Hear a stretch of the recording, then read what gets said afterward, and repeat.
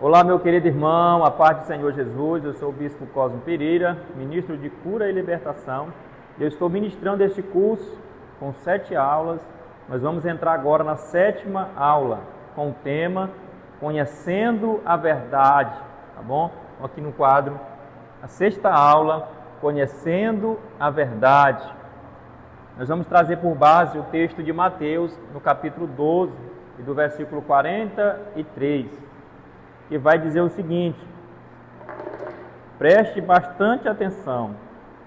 Quando o espírito imundo sai de um homem, anda por lugares áridos, procurando repouso, porém não encontra. Por isso diz: voltarei à minha casa de onde saí, e tendo voltado, a encontra vazia, varrida e adornada. Então vai e leva consigo outros 7 espíritos piores do que ele, e entram ali e habitam ali, e o último estado daquele homem se torna pior do que o primeiro. Assim também acontecerá a esta geração.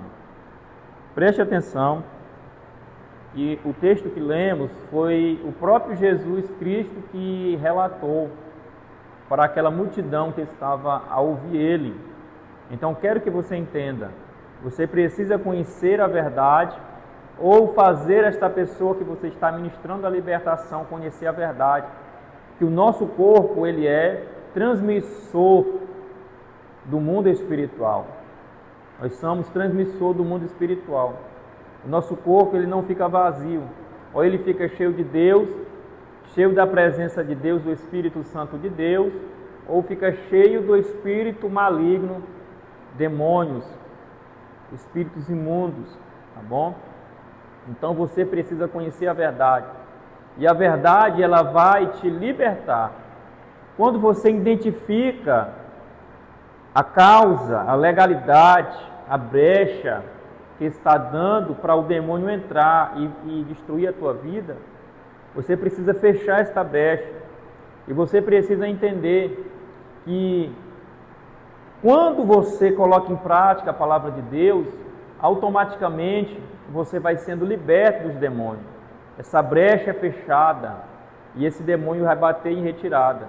Observa aqui que o texto diz que havia um homem que outrora ele era um homem de Deus, que o Espírito Santo entrou na vida dele, limpou, restaurou, ordenou a casa dele, mas porém ele quis andar nas suas próprias vontades, começou a fazer a vontade dele e deixar a vontade do Espírito Santo de lado. Sabe o que aconteceu? O Espírito Santo saiu da vida dessa pessoa e automaticamente o demônio que anteriormente tinha saído da vida dele viu que estava vazia e chamou mais 7 espíritos piores do que ele.